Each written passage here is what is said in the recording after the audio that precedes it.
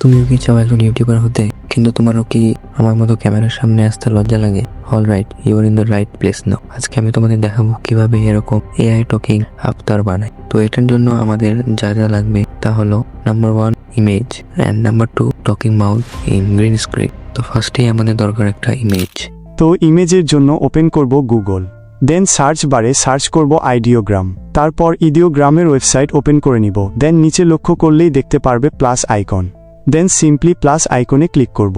Plus আইকনে click করতেই এমন ইন্টারফেস শো হবে। দেন এখানে 16:9 রেশিও সিলেক্ট করতে হবে। তারপর উপরে ইমেজের জন্য প্রম্পট লিখে নিতে হবে। তো এই প্রম্পটটা তোমরা আমার এই ভিডিও এর ডেসক্রিপশন বক্সে পেয়ে যাবে।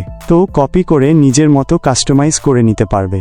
যেমন আমি ব্রাউন হেয়ারের জায়গায় ব্ল্যাক লিখে নিলাম। তারপর উপরে জেনারেটে ক্লিক করলেই আমাদের ইমেজ ক্রিয়েট হওয়া শুরু হয়ে যাবে। তো এখানে কিছুক্ষণ অপেক্ষা করতে হবে।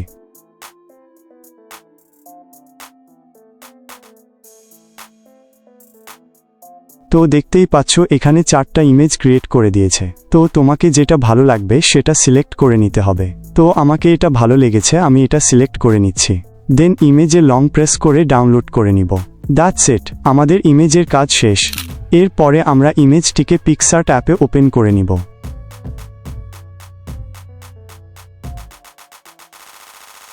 তারপর সেখানে টুলসে গিয়ে এআই ইনহ্যান্সে ক্লিক করে ইনহ্যান্স করে নিব। তো দেখতেই পারতেছি আগের থেকে কোয়ালিটি ইনক্রিজ হয়ে গিয়েছে। তারপর আবারও টুলসে গিয়ে ক্লোনে ক্লিক করব। অ্যান্ড এখানে আমি যেভাবে করছি ঠিক সেভাবে আমাদের ক্যারেক্টারের মাউথ রিমুভ করে নিব।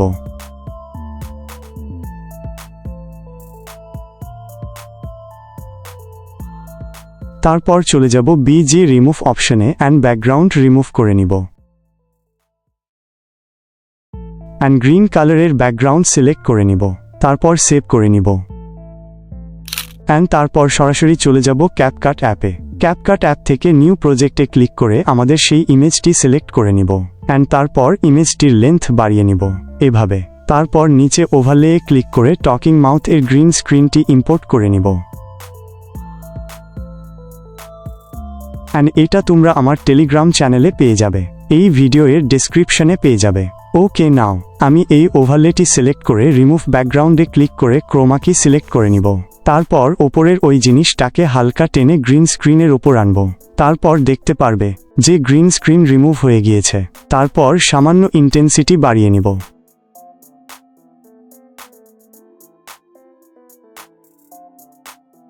অ্যান্ড দেন এটাকে ছোট করে ঠিক মুখের জায়গায় ভালোভাবে বসিয়ে দিব। তো আমাকে এটা উল্টো লাগছিল, তাই আমি মিররে গিয়ে মিরর করে নিলাম। এখন ঠিক লাগছে। ওকে, নাও আমাকে এটা স্পিড একটু বেশি লাগছে, তাই আমি স্পিডে গিয়ে এটার স্পিড কমিয়ে নিব, অর্থাৎ স্লো করে নিব। এখন এটাকে আমাদের পুরো ভিডিওতে অ্যাড করার জন্য ডুপ্লিকেটে গিয়ে কয়েকটা কপি করে নিব, যতক্ষণ না পুরো ভিডিওটিতে পূরণ হচ্ছে। তারপর মাইন ইমেজ এর সাথে মিলিয়ে ট্রিম করে নিব। অ্যান্ড দেন হাই সেটিংসে এক্সপোর্ট করে নিব। দ্যাটস ইট, আমাদের কাজ শেষ। এখন এটাকে আমরা যে কোনো ভিডিওতে ইউজ করতে পারবো, ঠিক যেভাবে গ্রিন স্ক্রিন রিমুভ করলাম সেভাবেই। So that was today's video, and I am learning so much on new YouTube. I hope you will support me. Don't forget to subscribe. I will bring more videos like this in the future. Thank you.